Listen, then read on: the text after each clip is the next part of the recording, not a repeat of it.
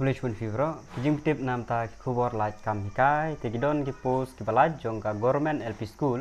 ki pos gidon kumba shispa nrup lai teli e ki pos te nam ta kine ki pos la phia kat kum ka reservation policy te kine baro kide hapo South Garo Hill ka bade hapo Bakmara te ban ikine baro phia ban apply offline himla ban apply online phia ban apply offline hapo SDSEO South Garo Hill ka bade hapo South Garo Hill kine telah pihak kerkom ka reservation policy te naki spa nrup lai tali ka total vacancy ka UR ka don ARP sau tali te inclusive of one post for PWD kawai nam taki PWD na ka ARP sau kawai nam taki PWD te khasi jantia angaro kadai shispa live hui tali ki post combine lang baro bat khasi jantia angaro kadai shispa live hui tali ki post te nagi ne bade inclusive of 4 posts for PWD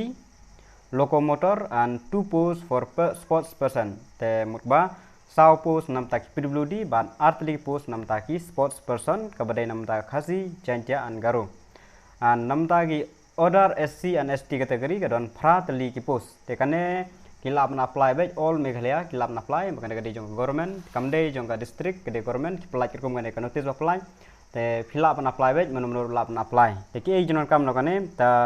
ka pay scale jong kane kade level 5 of revised pay structure government of Meghalaya te karkum ka pay level 5 jong ka Meghalaya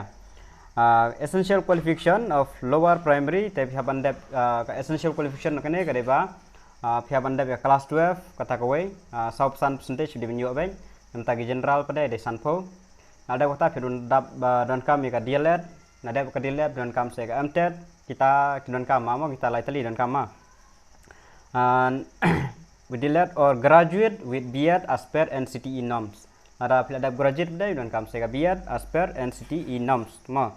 MTED pass compulsory DLED and certificate compulsory and language proficiency will be required as per the modern of the instruction of the school. Dan age limit kane pada kat kum ka Meghalaya norms te sa check hadu kanu ka age limits te age limits ta kumno kandai hadu live punyo nam tabaro badi kibala hikai lupa mod nam tagi no hikai kandai hadu sau post nam ada ngam bakla sa check kata nam tagi no hikai te kumno ban submit kane pada ki application pihaban pinpoi hapo ka office of the SDSEO Bakmara on or before 16 August 2023 ka last date kadai 16 August 2023 phapan poi office SDSEO Bakmara makane kadai South Garo Hill phapan poi hapo Bakmara kadai offline phimla ban submit online te kita baro phap submit phapan dap nang ba ka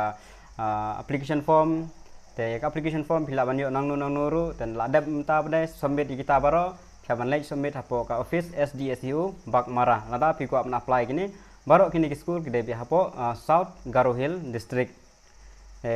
tangin e jumtip publish one